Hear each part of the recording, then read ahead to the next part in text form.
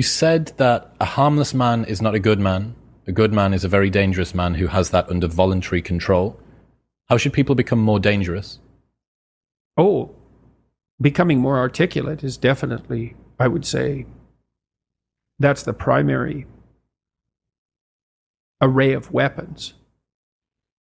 So, I mean, physical prowess is something, and it's not nothing, that physical confidence that comes along with that as well. But the same thing replicated at the level of the ability to communicate and to think, that's a way broader field of battle and opportunity. So this is one thing that isn't taught well, especially to boys. It's more important to teach it to boys, I would say, because they're more skeptical of the educational enterprise in general, generally speaking, partly because they're less obedient, partly because they're less agreeable. That's particularly true for disagreeable boys.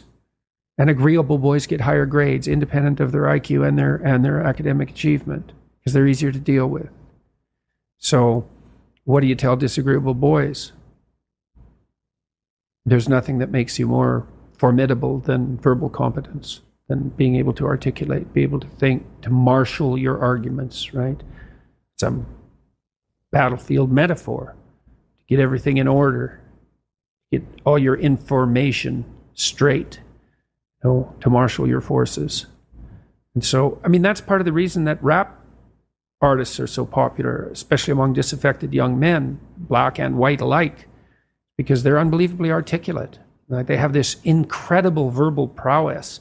It's unbelievably attractive, and it's associated with genuine artistic and redemptive activity, often focusing on something that's approximately the voice of the underclass, let's say, but a powerful voice, right? And it's interesting to see how many young white guys identify with that. Was it Aldous Huxley that wrote Doors of Perception? Yeah. Yeah, so this is kind of an equivalent of that, right? That you have a experience which many people struggle to articulate. You take the best of us, the one that has the most precise, most articulate, erudite language. You drop them in and you say, okay, show us what you've learned.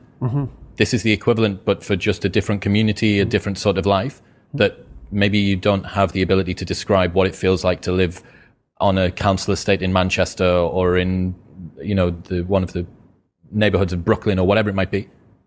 And then this person can.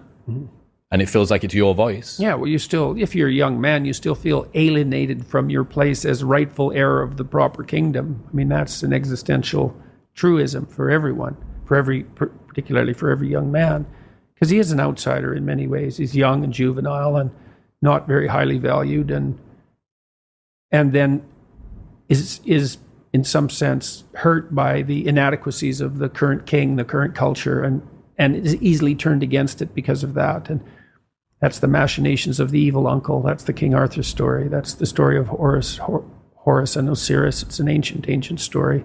It's the story of Sauron, and it's there all the time. And you see in rap music, in hip hop, all of that alienation being given an articulated voice in an artistic sense. And that's a good example of the power of verbal facility. And that's the route to, let's say, marketing education to young men. It's like, you want to take your rightful place in the kingdom? It's like, get your tongue straight, man.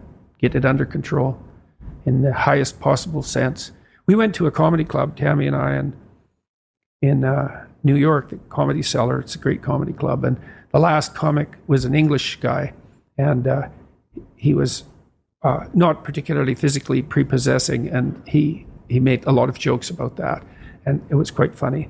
And then he divided the audience into 5 sections, and he asked each section to toss up a topic, just to yell out a topic. And they were like random topics like the Kennedy assassination and electric lighting before 1890. Those were 2 of the topics, and the other 3 were just as diverse. And then he put on some beats, and he did about an 8-minute rap.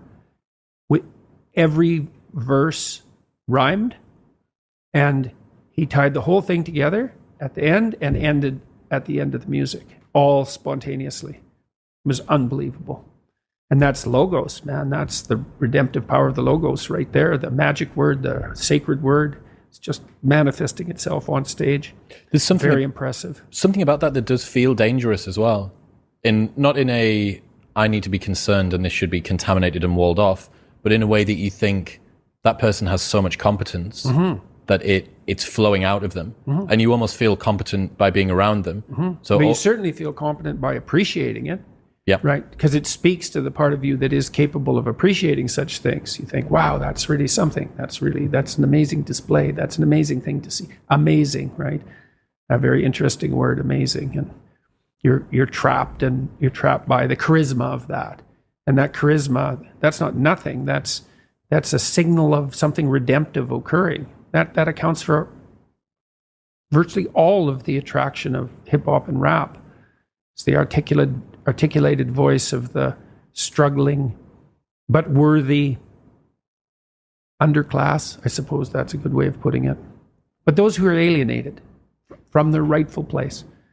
And so that verbal prowess is one of the ways they struggle up towards the light. And that's a good example of that, of having that danger under control, because it's a dark genre in many ways, right? There's a real undercurrent and air of violence that surrounds that and its culture, like the punk movement in the UK back in the late 70s. Same sort of thing, but that capacity to express that in a poetic manner, in a compelling manner. Johnny Rotten was great at that. He was so intense. He worked with PIL afterwards, Public Image Limited. Is that it? Public Image? I think so. He has a song called Rise, which I used to show my clients all the time when I was starting assertiveness training with them. I'd put on Johnny Rotten's Rise, and the line in there is anger is an energy, and he's got these unbelievably intense eyes. Anger is an energy. You bet. And John Lydon, man, he could channel that like almost no one I've ever seen. He'd get that anger built up inside him, and then it was completely under control, and he expressed it in his music, and he's absolutely captivating, unbelievably charismatic. And I really liked his music, that raw anger in the music. But it was in the bloody music, wasn't it? It wasn't some random riot, you know. He transmuted that into something, you know. You can argue about the poetic merits of punk rock, although I don't think you should. I mean, I Did It My Way, Sid Vicious's version of I Did It My Way. My God, that's a work of genius. That it's so brilliantly satirical. What someone's doing is they're refining it, they're distilling it down, and then they're directing it. So I went to a powerlifting competition a couple of years ago. There was this one guy there lifting. He holds a bunch of records in the squat, and he's a normal working class guy from a normal working class town on the outskirts of Newcastle. And watching that man warm up is something else. He's got a sacred playlist. He never listens to the songs apart from when he's about to step on to the lifting platform. He's got these headphones on, and he's just walking up and down in the same way that you'd see a bull ready to go out, ready to go and chase something. And he steps out on stage, and the hairs stand up on the back of your neck. You're watching this guy channel Rage. fury. That's the god of war. That's Mars. Yeah, he's in touch with that. Unbelievable. And words, man. You go to war with words. And you think that's what young men should be taught.